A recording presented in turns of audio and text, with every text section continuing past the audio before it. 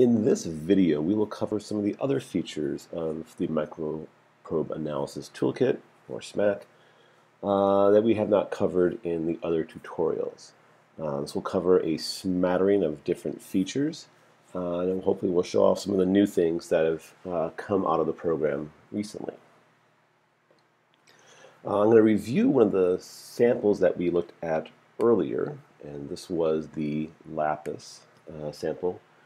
And as you may recall from the CIVIM tutorial, that we were doing multiple edge analysis around this particular set of pyrites and the lapis around it. Now, if we go through this process here, we will see, I will import data from my set of files, looking at the sulfur channel. I forgot to do rapid import, so I have to do it the old-fashioned manual way.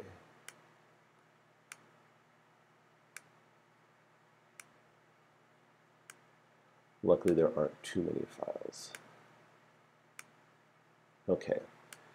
And as you may recall, as we went through the energies, there was one particular file where we had a bad line. Now, our strategy in that session was just to work on the other side of the sample and not worry about it. But now, let's worry about it.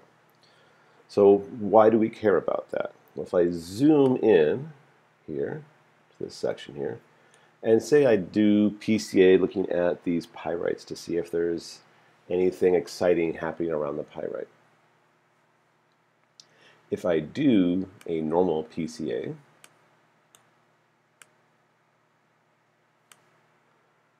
I get a bunch of components, and if I look at how those components are distributed, things look fine initially. There's a nice component. But now I see it in my third component, there's a point here that is very structural based on this line shift. And it even goes into component 4. So I definitely have components that are being described as important, potentially, that are just due to this line shift. And those are definitely not desirable because they are taking up components that could be used to describe other variation in the sample. So what can we do with it?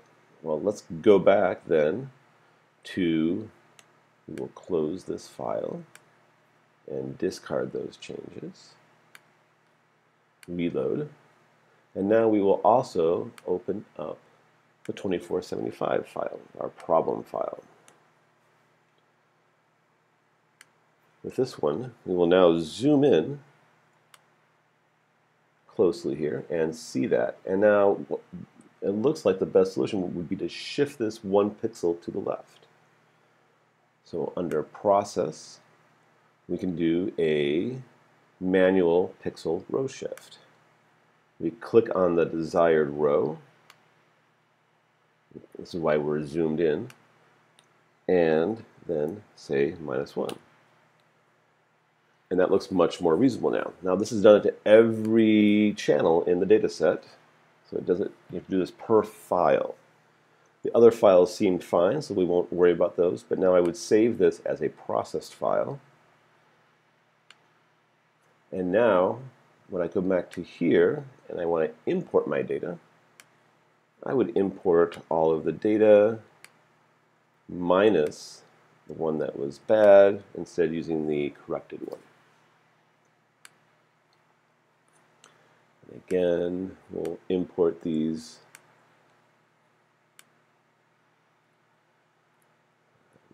saying OK to all of these defaults. And now, when we go through, everyone looks much happier. And if I zoom into our region here again, and we do the PCA analysis on this set of corrected data,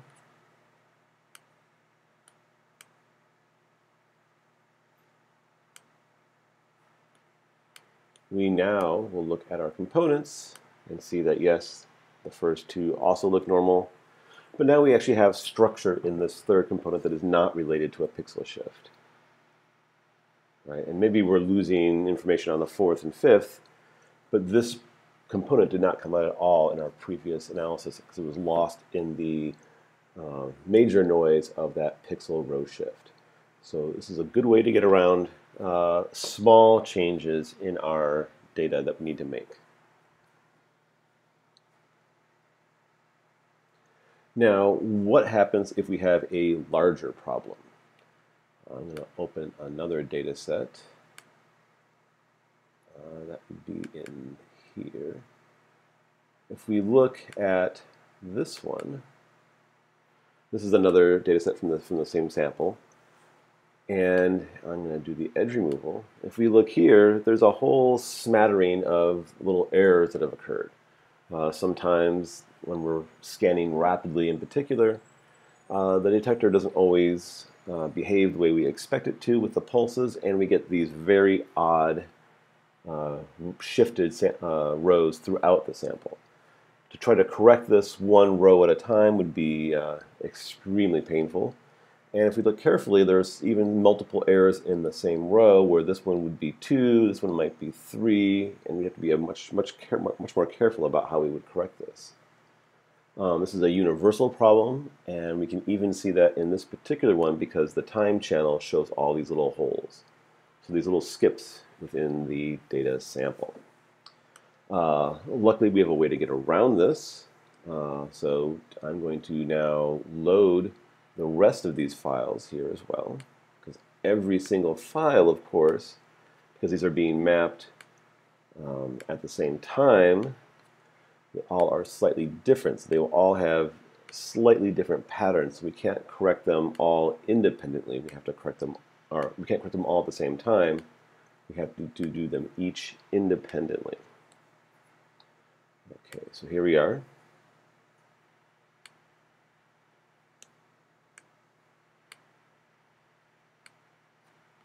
And we can see that some of these are seriously a pain. I'm going to edge remove all of these so we can really see what's going on. Yep. They're all a little bit different. And we will go through this once here. What would happen if I didn't correct them? If we do that, we will now rapid import all of these.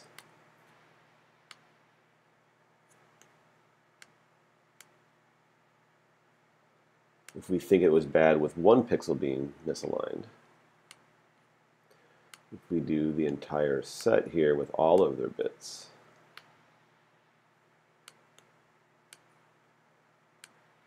and you can see that we do get some pixel shifts there, and we do get some information, but we are being dominated by a lot of the shifted information. And that's clearly dominating all of our principal component signals. And that is not what we would like to do. So, how can we fix this in particular? I think, there we go.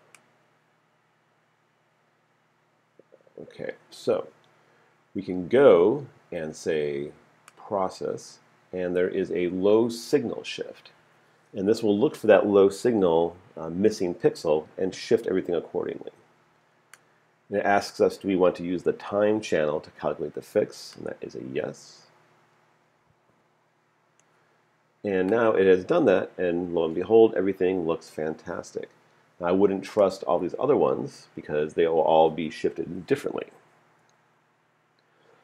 So we will now need to go into each file independently and make that shift.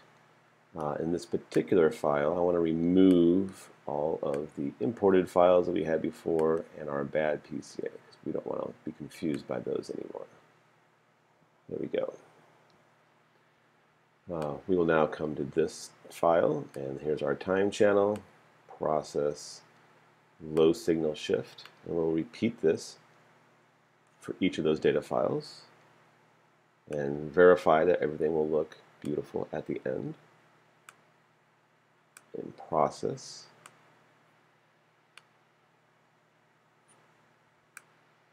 much better. Do the low signal shift.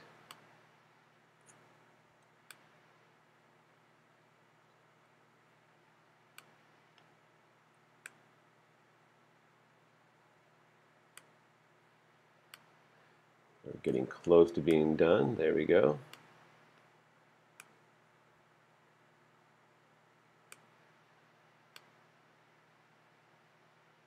It really does make a really large improvement. There we go. And now we are complete. So now we want to save these all into their individual files. So we will save processed, save processed. Repeat this for each of our data files. Hopefully I have got them all at the end here.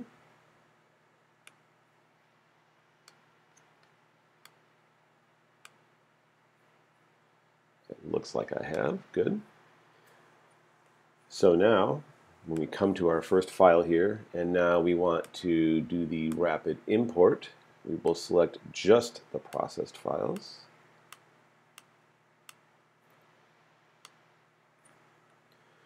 Doing the sulfur channel from each, of course. If we look at the full set of data, it all looks much more reasonable. And if I do, say, the principal component analysis here on this set, while still abstract in the lines there, we now see that we are actually getting the real data and not all the strange lines. Now, I will make one notice here, is that because of all the pixel shifts, this far right corner has some pixels that have data and some that don't. So if we really want to be proper about this, what we really should do is zoom in and avoid this right edge. Because again, those missing pixels have a potential to dominate the data. And if we zoom in any of our PCA methods, we will only do the PCA in the zoomed area. So we'll do this again. Same channels. Do the PCA. And we'll see here now we had 6 before, so now we're at 7, 8, 9. And again, we're now seeing that we're not being dominated by any weird edge effects, and the pixel shifts are much better, and we do see some features in that area. Excellent. We can even save processed. I'm going to actually remove these bad ones again. I'm going to remove multiple channels and get rid of the bad PCA so we don't have that in our set anymore. And we will also do one more set of analysis, and we will do the SIVM method here to look at the end members. We'll use our same parameters from before.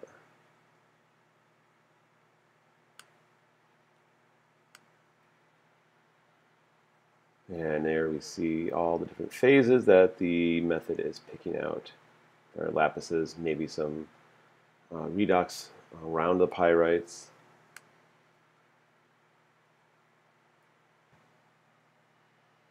And the pyrites themselves. Okay, we will save this.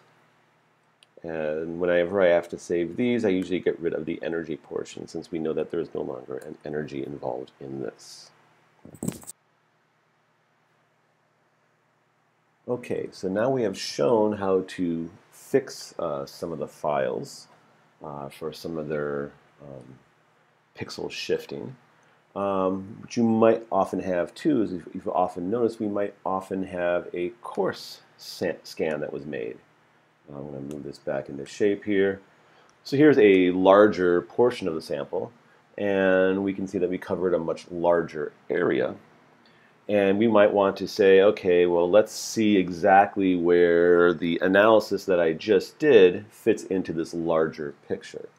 Now, often what we do in this larger scans is not only to cover a larger area, but in order to cover that in a reasonable amount of time, we often will change the spacing of the pixels.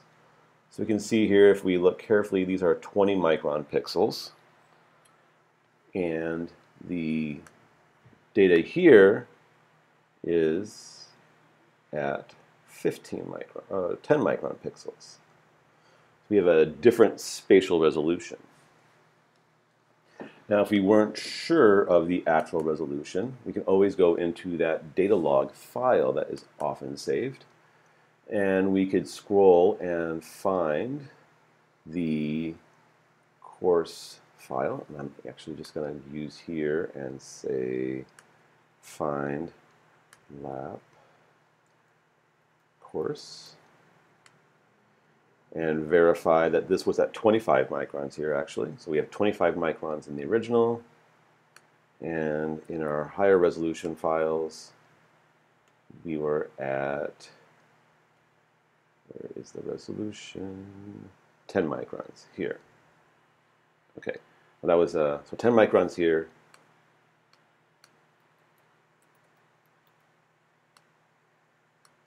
Of course, we have to go up. There we go. Not 25. That's 25 milliseconds and 25 microns. Okay, so what we really want to do is ideally we want to preserve the resolution of the high one.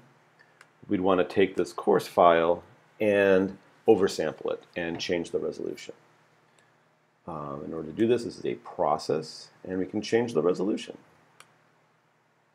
So this tells us what we think we have, and we want to upsample this to 10 microns, and we will save it.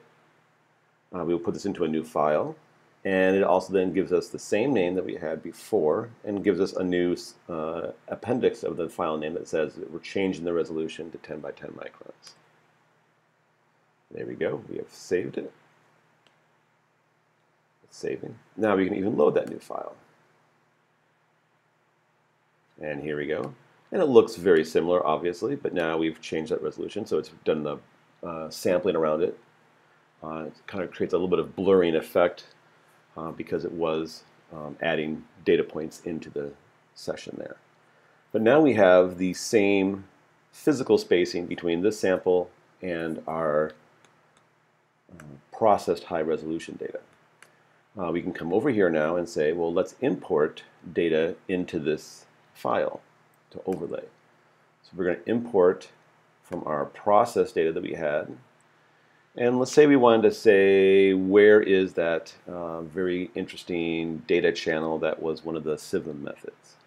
Now it warns us that we have different sizes, and we'll try to do some cropping or rearranging. We don't have any choice there. And we're going to actually import, we'll import one of these SIVM component methods. Let's see if we can even do 2 of them.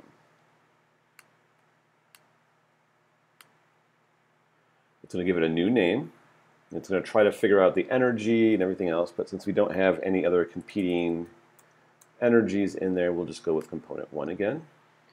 And now it has looked at the coordinate system of both files, and it has suggested that in order to place the smaller data file in this larger one, it would need to pad these number of pixels left and right, top and bottom. We are going to agree with it. If you don't like it, you can always preview it initially, but I feel fairly confident that we will do this correctly. And now we have these new channels. And where are they? Well, there they are. If I put this on the log scale, you can see where it has put those in comparison to the real file, and they match up very nicely. And we can even zoom in on that in a moment.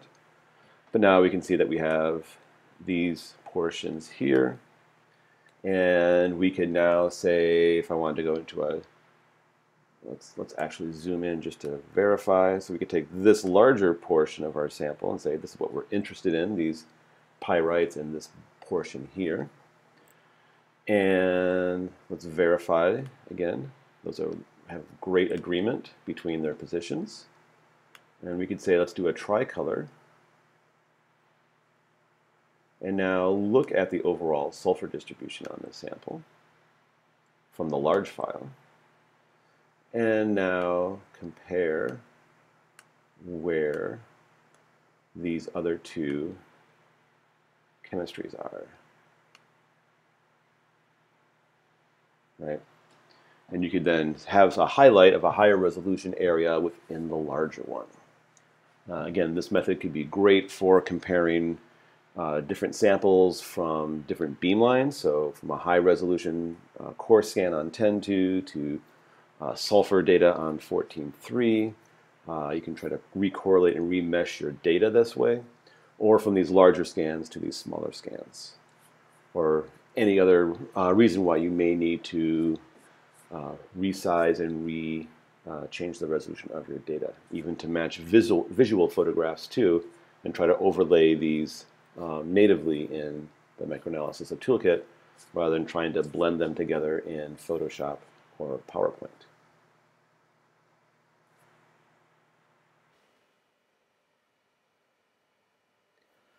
One thing I do want to add about the change in resolution function is that not only can it change resolution, but it will also do this on the area that you have the current zoom on your sample. So if you don't change the resolution on the sample and leave it as is, it's actually another way to actually crop your sample into a new file if you want to permanently remove those pesky edges or dithered, feathered effects on the edges and not have to worry about that in the future. So that's another aside of another use for that function in particular. The last thing I want to cover is what happens if we have alignment issues in a series of files too. I'm going to open up these set of files here. This is a whole series of data that has been collected at different energies through the arsenic edge. If we look at a file here, here's our arsenic. There we go. And quite often, if you have a small, relatively small sample, you may choose that rather than only having 3 or 4 indicative energies, you may choose a whole smattering, particularly if you don't know where to find the chemical differences in the sample. If we do our normal process of rapidly importing all of the data here from that, we are doing the arsenic in this case. There we go. If we look at this, we will see that, let me move this over just a tad. If we go through this now and you watch, you'll see there's occasionally just a 1 pixel shift in the data. If you carefully, you can see that just right through there and right there again. And we know from what we've seen before that pixel shifts can create some undesirable artifacts if we try to do our multispectral analysis. Let's see how bad it really looks. If I come through here, select the PCA, get lots of PCA, of course. But what do we find? Right away, there's some data. It looks pretty good, but this looks like shadowing or an artifact based on directionality. You can see it's 1 or 2 pixels and only on one side. And so we'd like to minimize those bits by trying to realign them.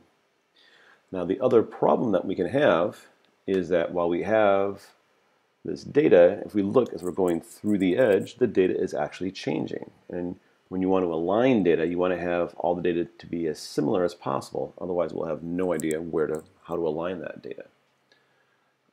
So one solution to this, I'm going to remove those bad PCA channels again. And because there's a lot of them. Actually, I'm going to remove them all. There we go. However, the sample has other data channels here as well. So for instance, there's an iron channel that has some small spots and a diffuse spot to it. It's very likely that these will all be shifting in the same way. So we can actually align on the iron channels and do that back to the arsenic. So the first thing we will need to do is do a rapid import. We want the same set of files. But now we're going to load the iron channel.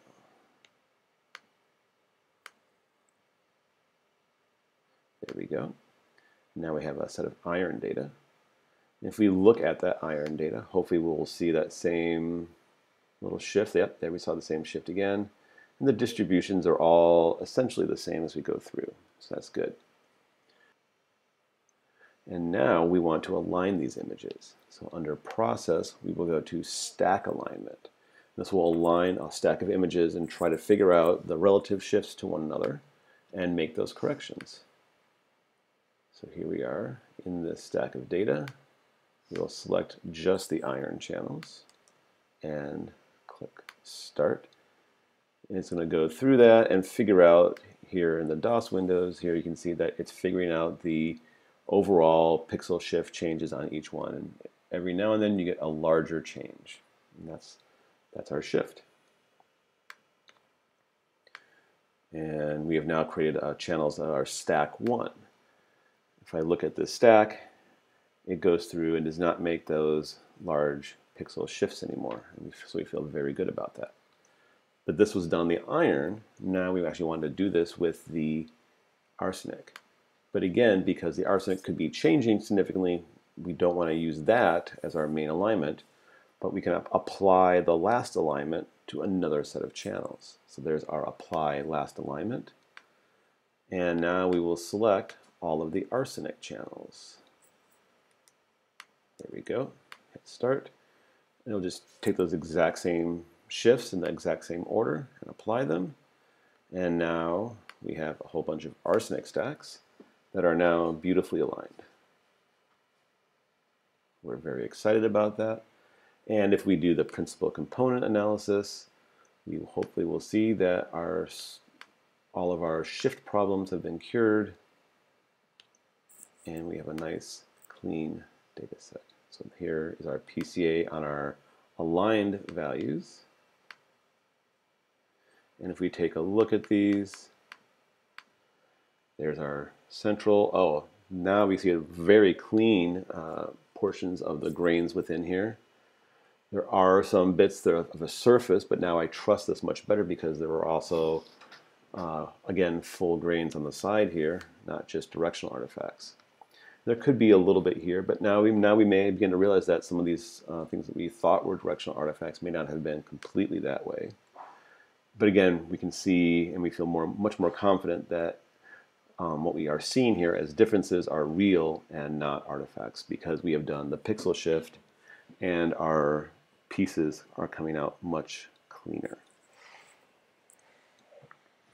If we want to compare the other PCA one more time very quickly, we can come back and do that one more time.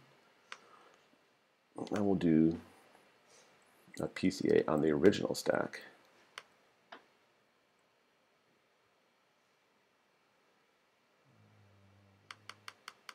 There we go.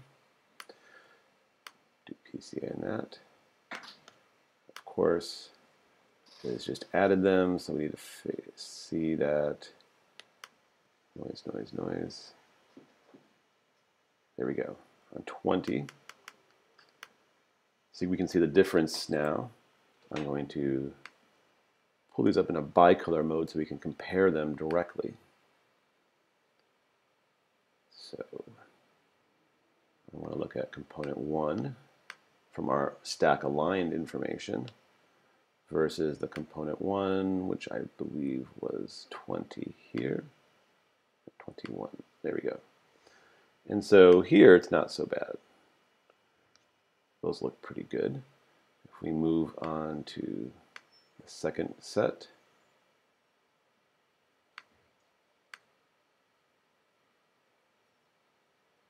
we can try to find, there we go.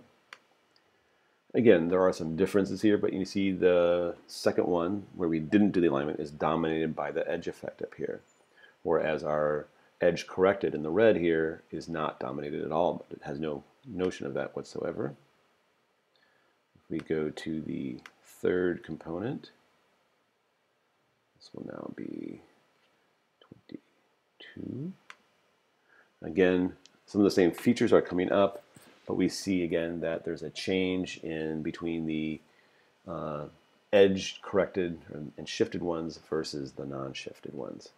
So again, if you do see these things, even these small little shifts can alter your component distribution and potentially send you down a wrong degree of analysis or have you measure things that you wouldn't want to measure and are just an edge artifact. I hope you've enjoyed this series of advanced features.